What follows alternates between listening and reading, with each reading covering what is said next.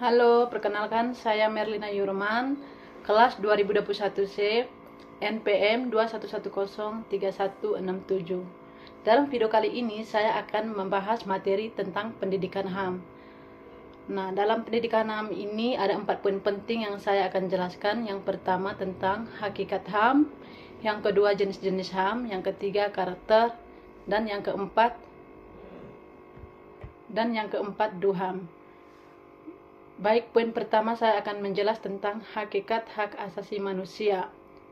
Hak asasi manusia dapat didefinisikan sebagai hak-hak dasar yang dimiliki setiap manusia sejak lahir sebagai anugerah Tuhan Yang Maha Esa. HAM bersifat universal, artinya berlaku bagi semua manusia di seluruh dunia tanpa membedakan ras, suku, budaya, bahasa, kebangsaan, dan status sosial. HAM juga bersifat tak dapat dicabut dan tak dapat dipisahkan dari manusia. Baik, di poin yang kedua saya akan menjelaskan tentang jenis-jenis HAM.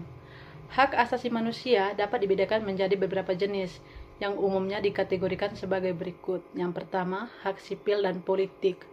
Hak sipil meliputi perlindungan individu dari tindakan diskriminatif dan pelanggaran oleh negara atau pihak lain.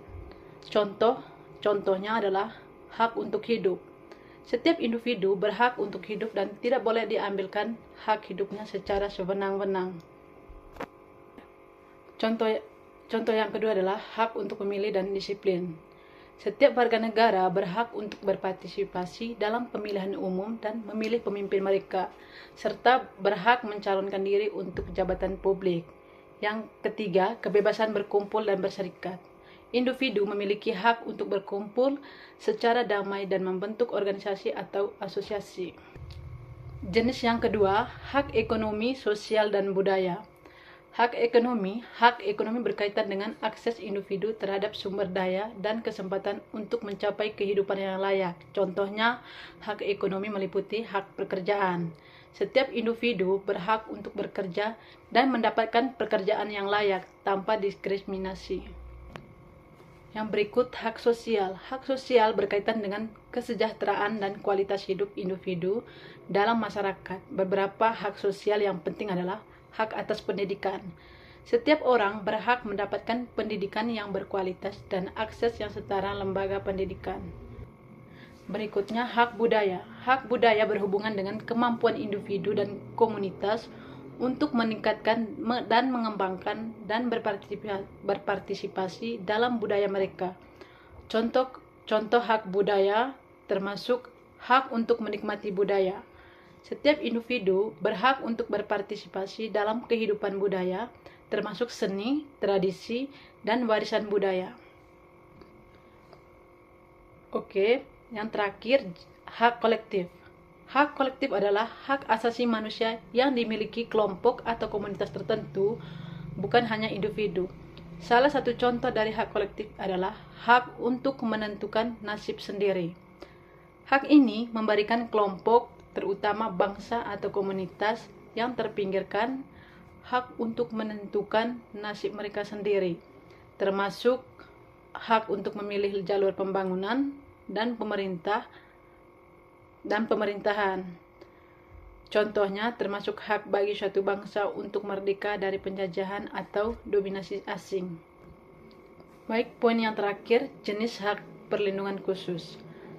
Hak perlindungan khusus adalah hak asasi manusia yang dirancang untuk melindungi individu atau kelompok yang berada dalam posisi rentang atau terpinggirkan. Baik, poin yang ketiga tentang karakter hak asasi manusia. Karakter hak asasi manusia atau HAM merujuk pada sifat-sifat atau ciri-ciri yang melekat pada hak-hak yang dimiliki oleh setiap individu berdasarkan martabatnya sebagai manusia. Berikut adalah beberapa pengertian dan karakteristik dari hak asasi manusia. Yang pertama, universal. Hak asasi manusia berlaku untuk semua orang tanpa kecuali, tanpa memandangkan ras, jenis kelamin, agama, kebangsaan, atau status sosial. Ini menegaskan bahwa semua individu memiliki hak yang sama. Yang kedua, tak terpisahkan. Hak asasi manusia tidak dapat dipisahkan satu sama lain. Setiap hak yang saling terkait terhadap satu hak dapat berdampak pada hak lainnya. Yang terakhir adalah DUHAM. DUHAM sebuah dokumen internasional yang diadopsi oleh Majelis Umum Perserikatan Bangsa-Bangsa atau PBB pada tanggal 10 Desember 1948. DUHAM merupakan pernyataan umum tentang hak-hak dan kebebasan-kebebasan dasar yang harus dihormati dan dilindungi seluruh dunia. DUHAM terdiri dari 30 pasal yang mengatur berbagai asasi manusia, seperti hak untuk hidup, kebebasan, keadilan, pendidikan, pekerjaan, dan lain-lain.